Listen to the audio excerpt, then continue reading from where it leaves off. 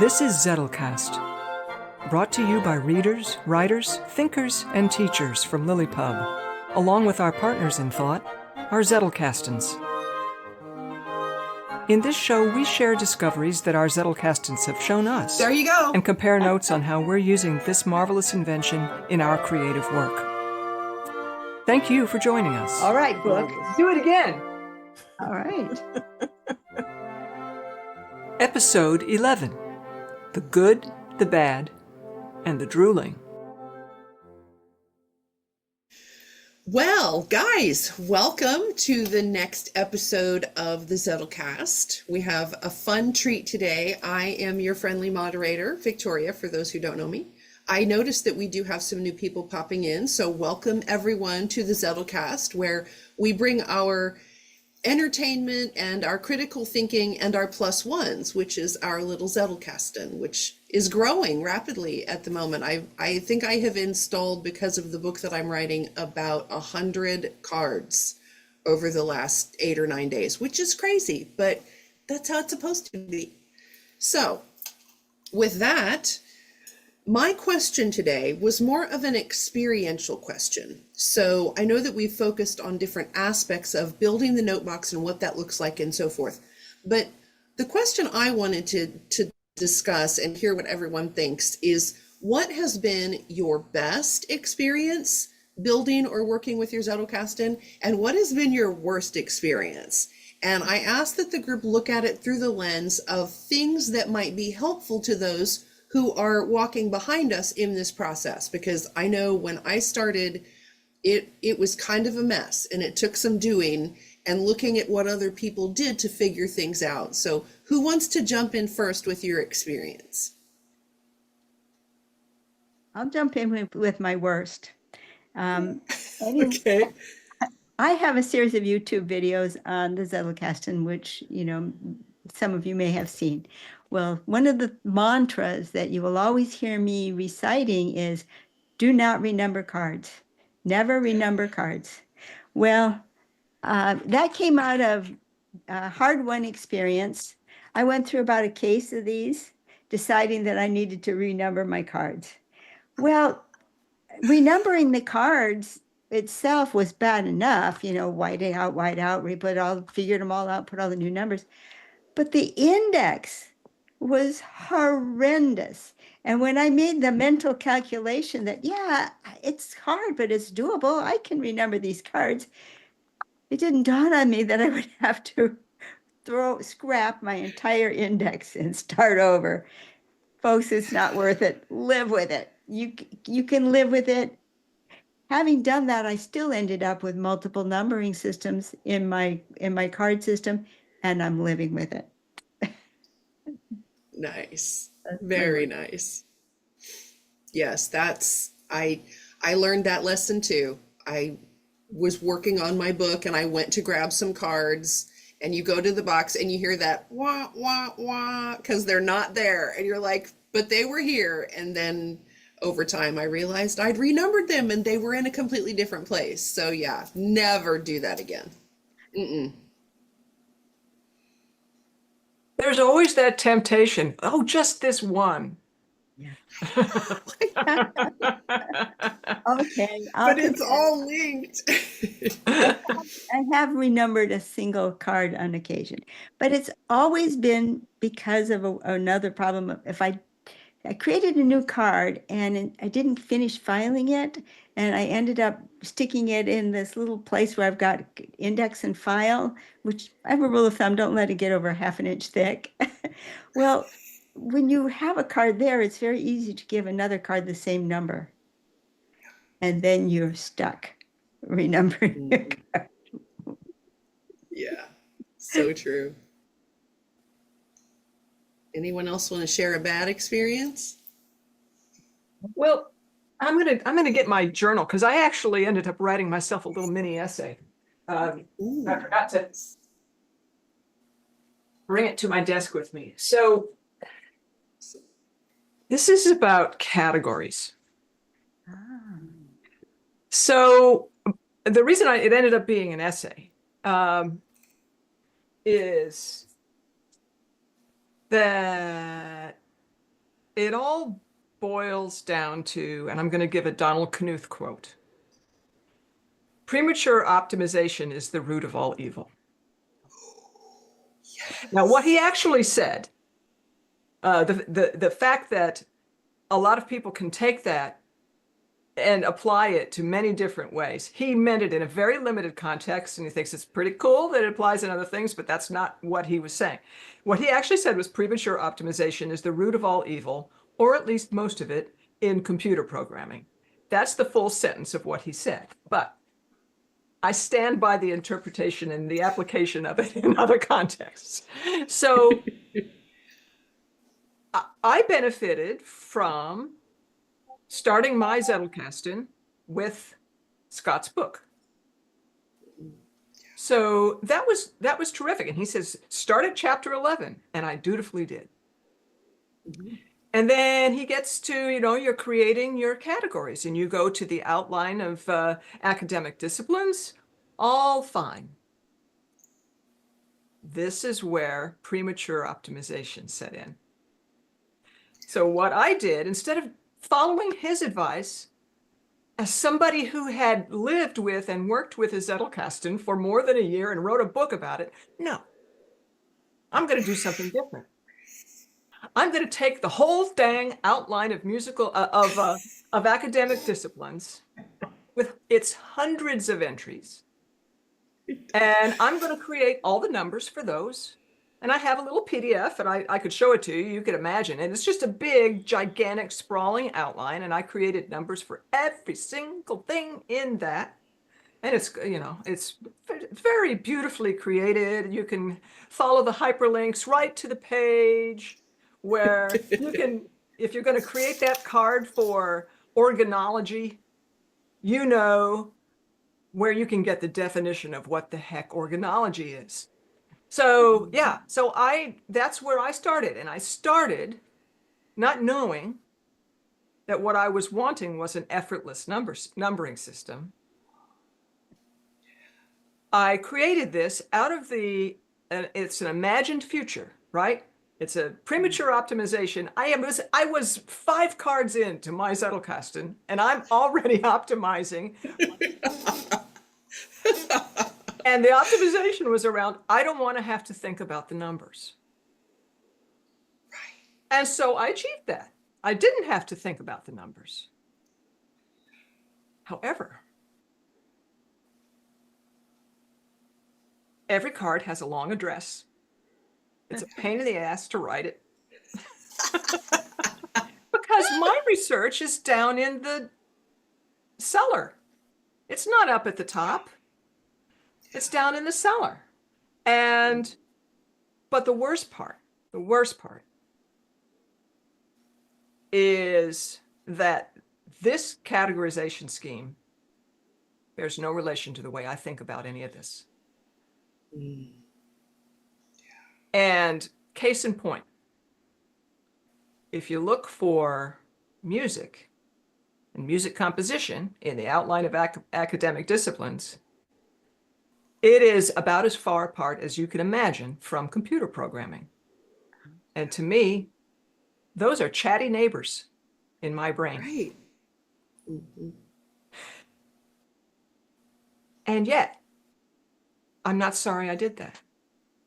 Mm. Because Nadia showed me the problem. In less than a year, Nadia showed me the problem. She showed me that was not a good idea. And here's why. Because if I'm going to be your second brain, Julianne, don't you want to model it after your own brain? And not whoever created this outline of academic disciplines? And so that's a wonderful thing to discover. And I've already, in the meantime, met Kathleen Spracklin, who shows here's how you can have your numbering system coexist. It'll all be fine. But I would say also from a personal standpoint, premature optimization. I know that in computer programming. I learned those lessons in computer programming, and so I'm pretty decent at not optimizing prematurely in computer programming, but in every other aspect of my life.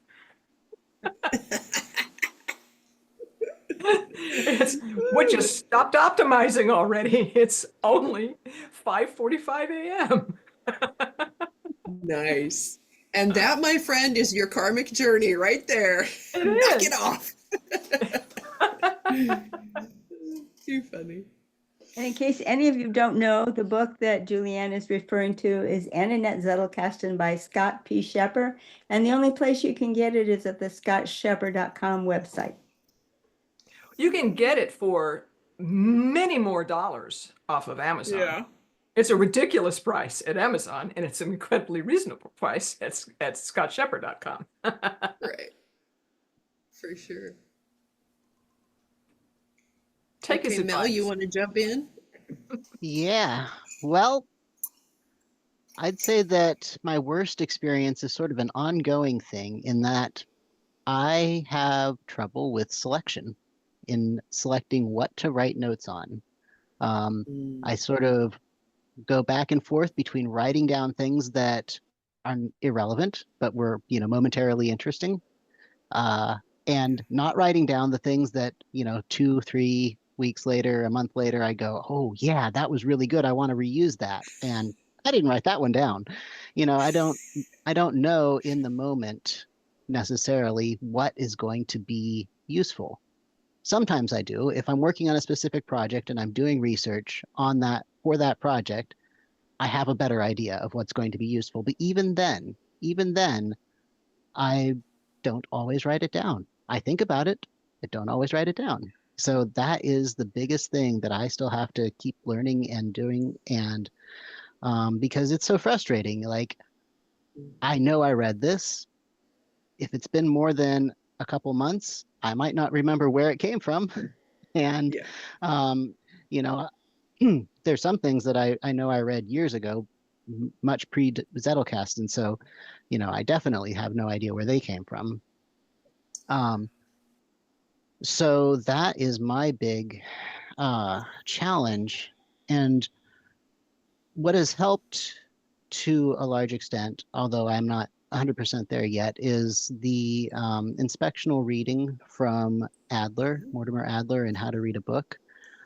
Because I do that first brief reading and that gets some of the ideas into my head that I can chew over them. And then like a week or two or a month or whatever later, when I actually do read the book, then I have some idea of what things already stick with me and what things are important and that I should write down. Because also I've had the experience, I don't know how many times, of remembering some amazing passage in a book, and then I cannot find it again. I go down page by page by page. I'm like, where is it? Where is it? Maybe I sort of, perhaps sometimes I fabricate it by, combining a few different parts, and I think it's all one part in the book. But yeah, things disappearing when you're not looking at them, that's a real problem. At least for me. Hear, hear.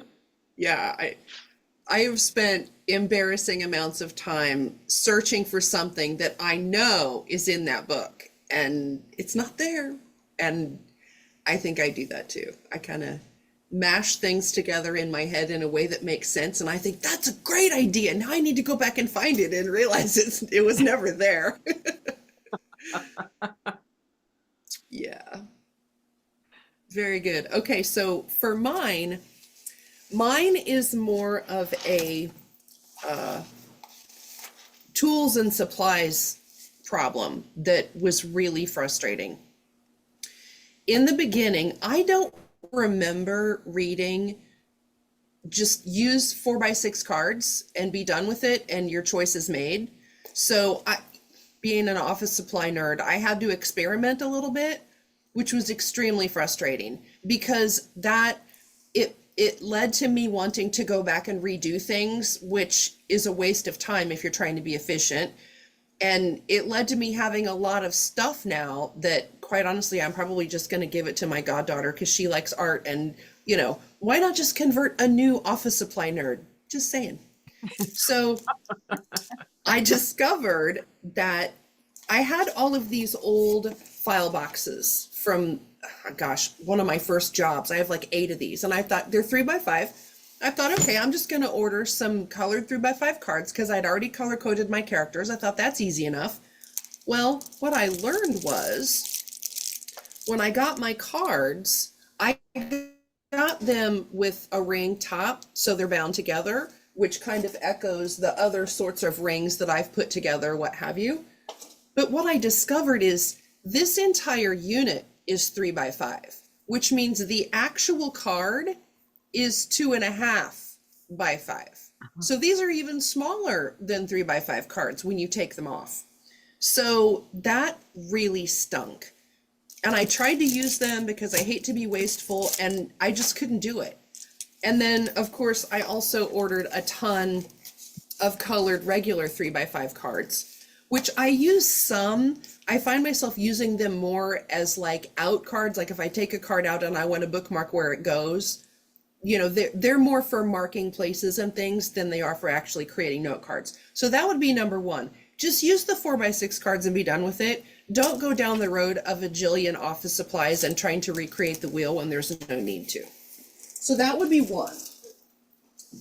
And then second to that is, okay, well, if 3x5 cards are too small, 5x8 cards must be better, right? So I have an A to Z tab index, and what was I thinking? Just why? Why?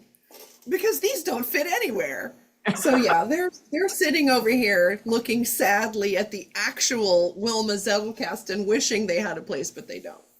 So yeah, one of the toughest things, which just really slowed me down in the beginning, was I was overwhelmed with too much, and I kept trying to make things fit and make things work when I just should have done what Scott says, gone with 4x6 cards and called it a day, and not tried to cobble together my own crazy system, because now they're just sitting in a box. So don't do what I did.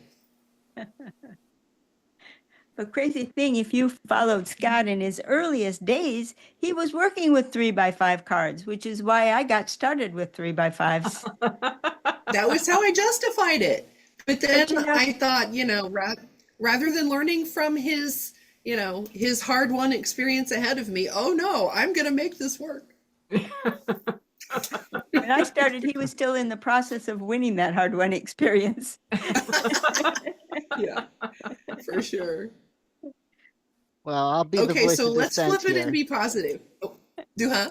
I'll be the voice of dissent here. I use 3x5. It doesn't bother me in the least. I write small. That's what I wanted to do. I started with it and I've never looked back. 4x6 is too big for me. I have no problem with the 3x5s.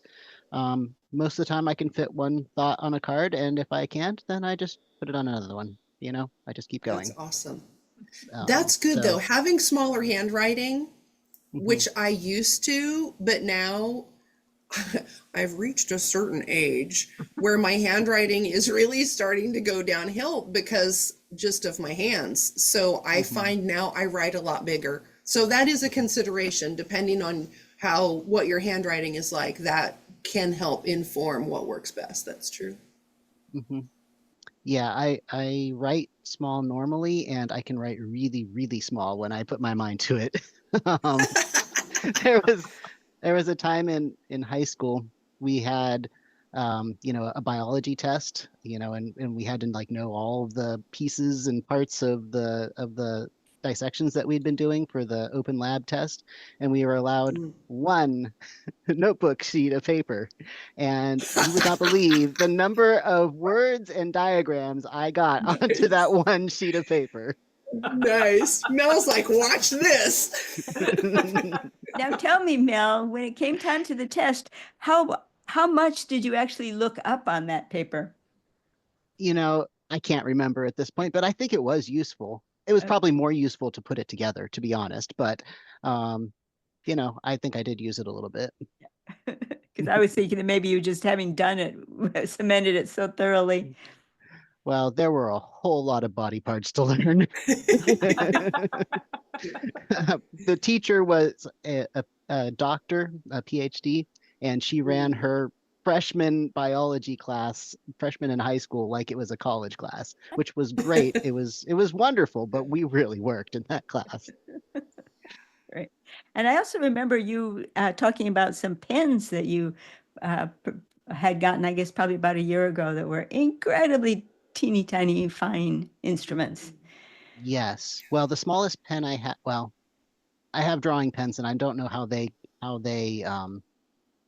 convert to like point size because they don't say that on the drawing ones, like the dipping pens. But I have some mechanical pencils that are the smallest that you can get, 0.3 and 0.2. Yeah. And there's only one brand that makes the 0.2 because there's a special metal sleeve that goes around the lead so that it doesn't break as you use it.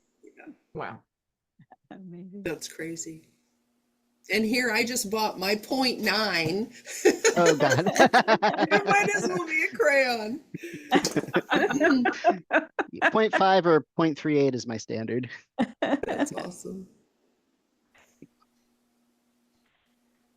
All right, who's got a good one? Kathleen, you want to lead us off? Okay, well, my suggestion since we're talking about helping other people who might be further behind you on the road, and there's Zettelkasten.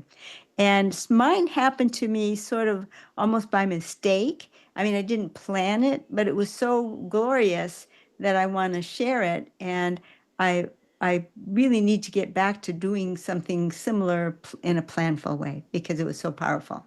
And what happened to me was I had visited my precious niece. I have several nieces, but this niece in particular, I was particularly close to both geographically and emotionally. And she was always writer gal. That was even her email. And she from childhood, she was always writing stories. Well, I went up to visit her, and she was no longer writing. And she said it was sadness because she was raising her three boys and homeschooling them, and they lived on a small farm with chickens and other animals, sheep that needed taking care of, and there just wasn't any time to write. So I had this thought, well, I was just starting my Zettelkasten at the time, and I thought to myself, well, certainly a Zettelkasten would solve the problem. So I kept that thought in front of me, and by a few months' time, I was into my Zettelkasten enough. I probably had 50 cards in my Zettelkasten, and I realized that, wow, you could use a Zettelkasten to track your writing and, mark where in the journal you were, so you would never lose track of where you were, and you could write in little segments and put it all together. Excitedly back to Nice and say, okay, I think I have the answer. Well, not really. There's a bigger problem. Tracking isn't a problem. She's got a journal. She just put it all in one journal. Problem is the emotions of the story. You have to get back into what the feeling was of the scene. If you're not into the feelings of the scene, you can't connect to what you last wrote effectively. And how can you get back to the feelings if you've only got 10 minutes to write and you got to read the last 5 pages that you wrote to get back into the mood and the feeling? All your time is gone. And that took months to answer.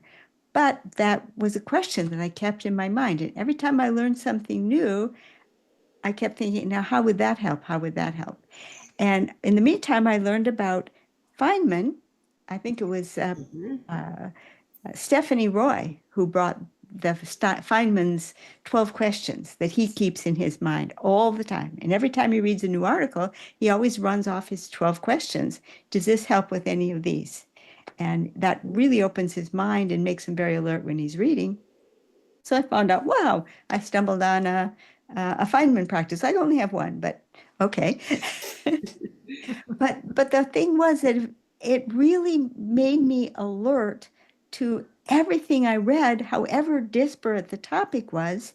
And as time went on, they collectively built to a solution. And finally, one day in Scott Shepard's group, and it was April of 2022, he gave us a writing challenge. And in the process of doing my writing challenge, kaboom, it all came together in my head at once, and I knew the answer. And it led me to the topic that I'm most passionate about and have been since I couldn't stop writing, and I haven't been able to stop writing since. So my advice to those further down the road is think about a burning question. Have 12. Feynman has 12. If you got a his size brain, have 12. If you're a pea-sized brain like me, one is fine. And just bring it with passion to everything that you read and everything that you put in your Zettelkasten. It will add fire and dynamism. And I hope for you that it will also lead to an explosion. I want to That's yes awesome. and that a little bit, which is right. Mm. Because if you had waited until you had the answer before you wrote, you may have not found the answer. So that combination of impression and expression is so incredibly important. And that, that is something that I feel all the time. I've got all these interests and this tendency to over-optimize, right? And so trying to get everything to be perfect before you get it on the page, as Victoria always urges us to do, his having given you a writing challenge was a gift. Yeah. Totally. And it wasn't just having been given the challenge that was a gift. It was that two other people ahead of me in the group made Scott's pledge, because Scott had you not just write, but had you pledge that you were going to write, and you would pledge that this thing you were going to write would be done by thus and such a date. So it was a combination of Scott and Stephanie Roy and Terry Greer ahead of me who signed up for the challenge and made me think, well, roused my little competitive shackles and said, well, I can do that too. But without the three of them, it wouldn't have happened, even just for having read it in the newsletter. So Mm. thank you. I hadn't thought about that, but you're probably, I suspect you're absolutely Yeah. right. Yeah. It's too easy to wait. Yeah.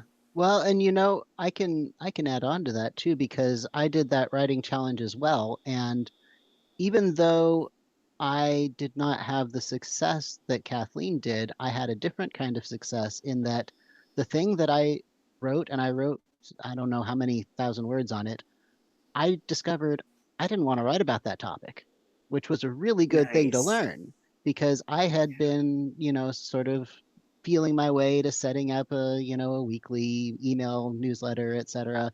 And that's the topic I was writing on. It was historic preservation, which I am interested in and I like doing, but I discovered I don't want to write about this all the time. This is not the right thing.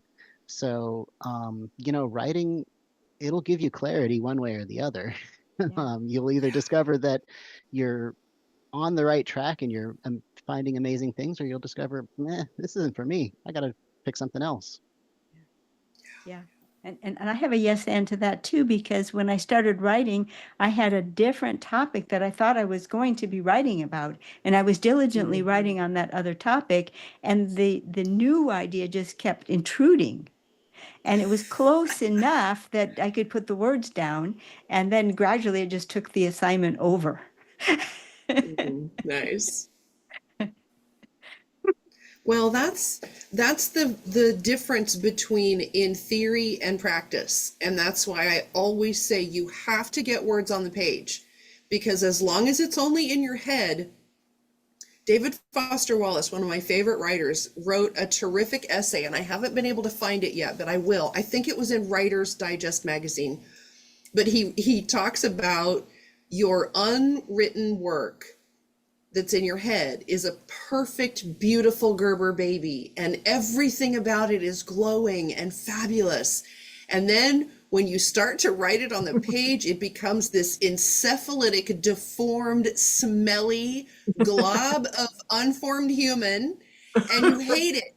But it stands drooling at the foot of your bed every single day, and it has to be dealt with. And I love that because it's so true. As soon as you get it on the page, it's flawed, it's incomplete, it's nothing like what was in your head.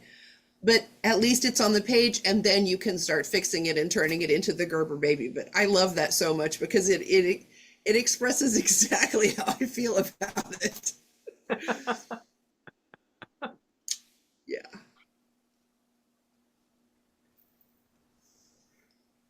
Well, And I would mine, add have a community. yes, exactly. Have people. Zettelcasting is very lonely. It's like writing. It's a very solitary endeavor. And so have even a person or two that you can touch base with about it makes a huge difference, because then again, even if you're just discussing it, you're getting it out of your head and you can realize, why am I obsessing over colored note cards? This is not important, you know.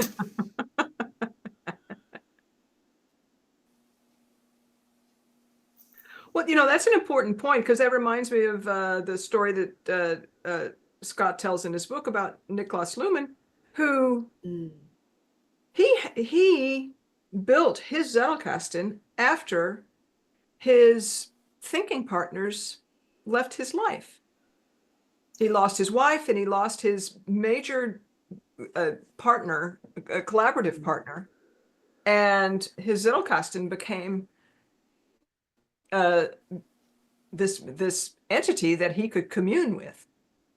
But I'm sure he would have enjoyed both. Yeah, for sure.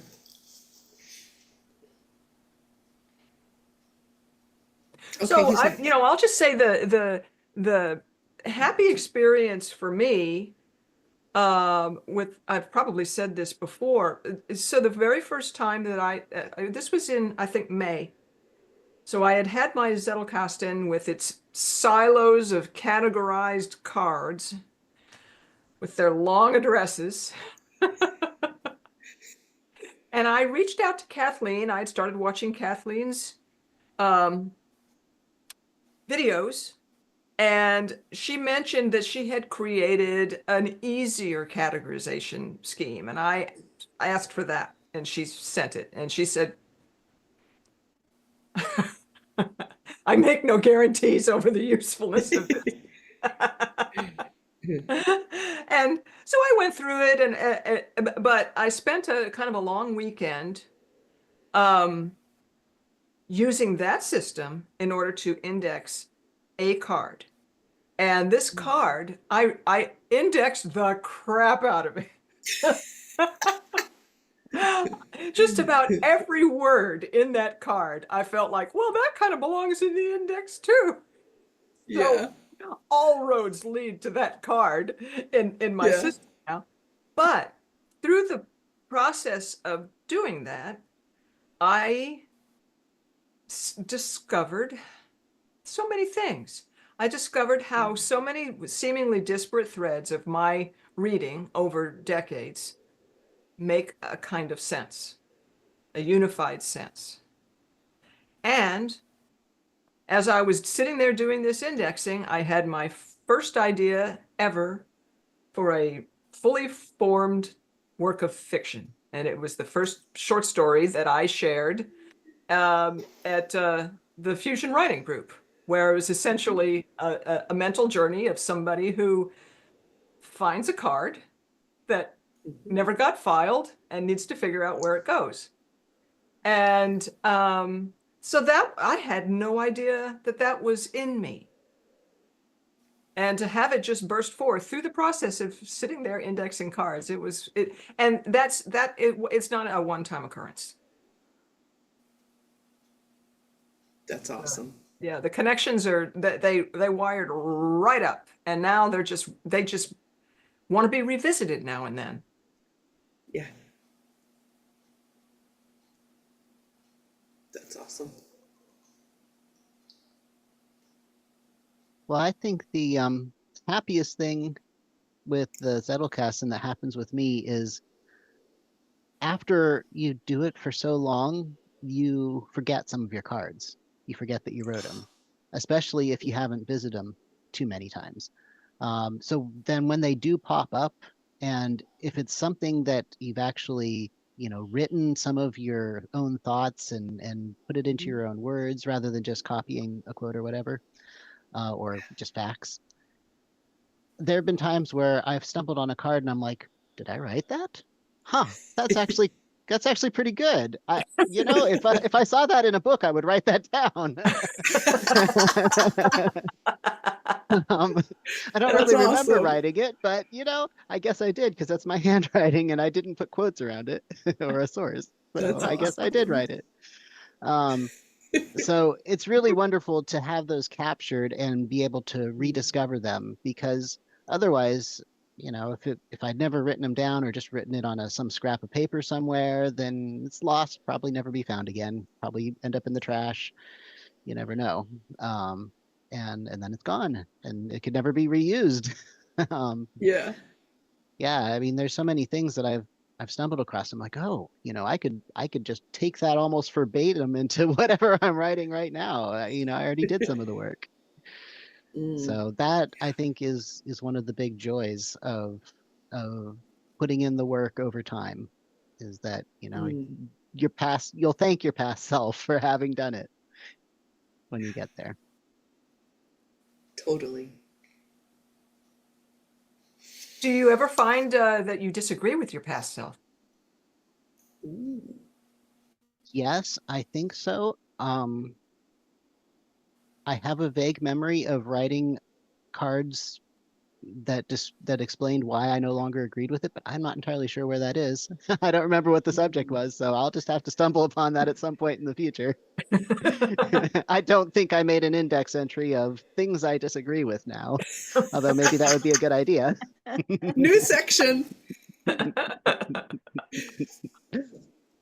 Does that pertain to you, Julianne? Have you found cards that you disagree with yourself on?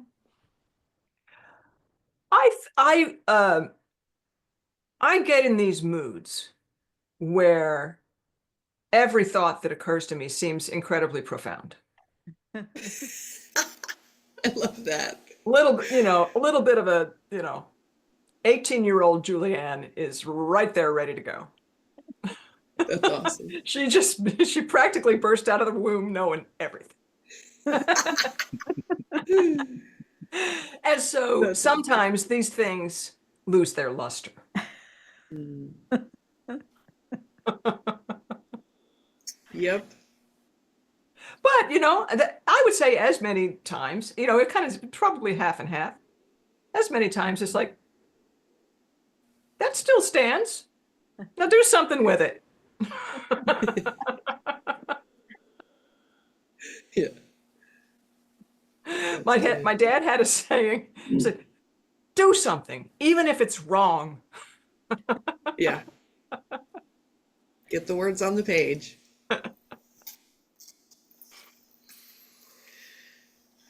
For me, in direct contradiction to what I said in the bad experience, which was don't reinvent the wheel, something that paid off hugely for me, number one, the most obvious, is I took a system that was largely built and designed for nonfiction and shoehorned it into a fiction project. I will never regret that. Having that light bulb go off very, very early in the whole process of trying to figure out, how am I going to resuscitate this novel that I started 2 decades ago, was such a gift. There's no way I could have written that book without this note box. No way. Because there was too much time, there were too many pieces, and at this stage, I couldn't hold it all in my head like I did before. So that would be number one, is absolutely trusting the process, but massaging the process into the thing that you need it for. It's, kind of like Julianne, you said, where you dive in and you want to control it and fix it and set it all up, but it has to serve you. If it doesn't, it's wasted time anyway. So the first thing that I did when I knew, I binge watched all of Scott's videos over a long weekend and was just driving myself insane with how awesome and perfect this was going to be. One of the first things that I did was I created just a diagram. And the top level are all of Scott's, his 5 academic buckets. And underneath, I just started sketching out for myself what that might look like for me. So I'm like, okay, I know my main male character is a botanist, so I'm going to need botany, and I just kind of plugged in the major buckets that I needed, that I knew I would be reading in to write my book.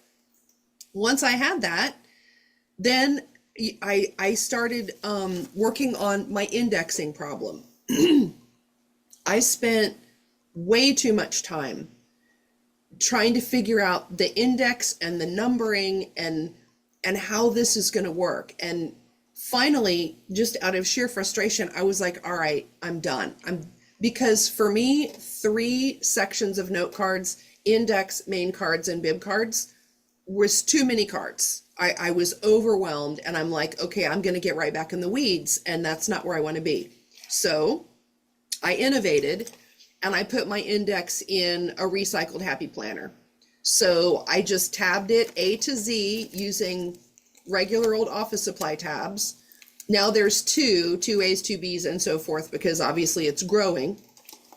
But in my mind, having that book to go to and to be able to see a big piece of real estate with lots of items on it solved my indexing problem entirely, because then I felt like I could see it all and it was all safe and there, and I didn't have to hold it in my head, which for some reason for me, having the index in a note box felt too much like having to hold it all in my head and searching for things. I didn't like that.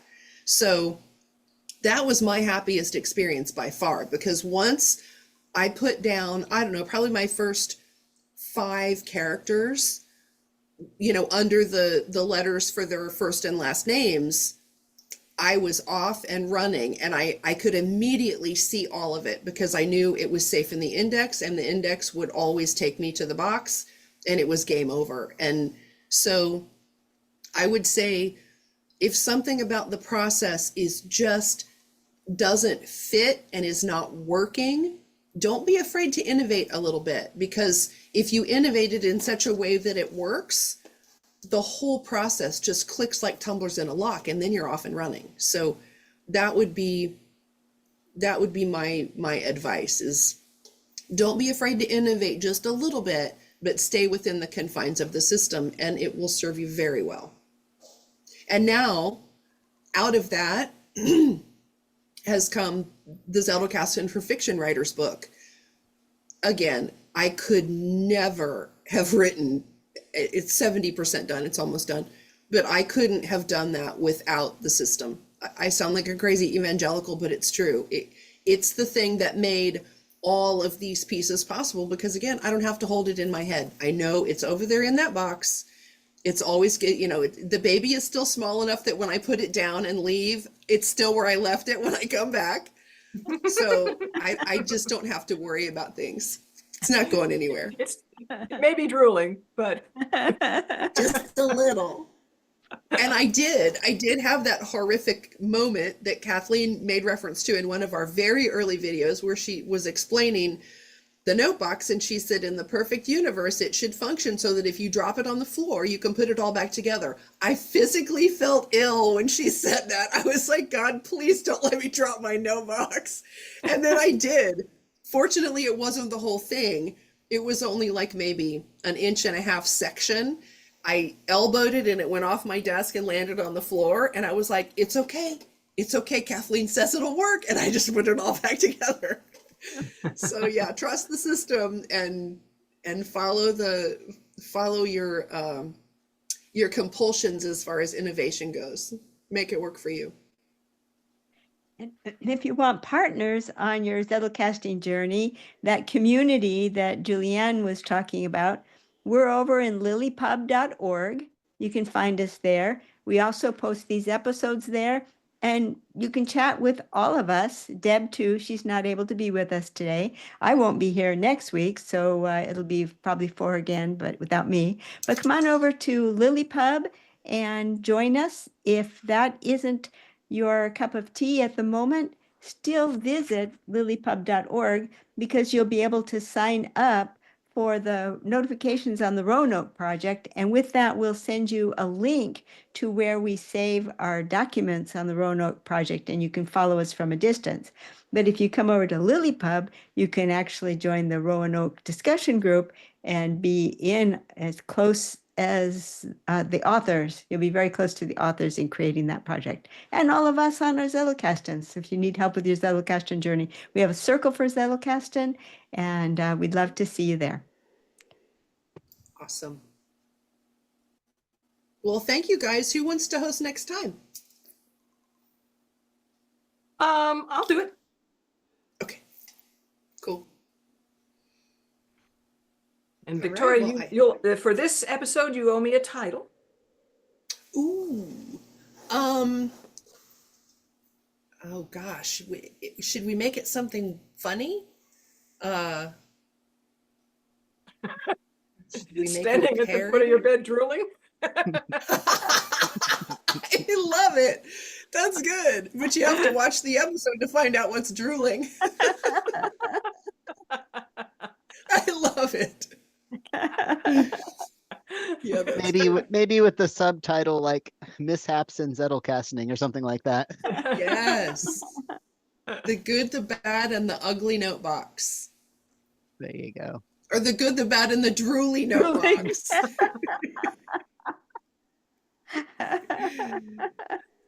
Yeah, it's in there somewhere.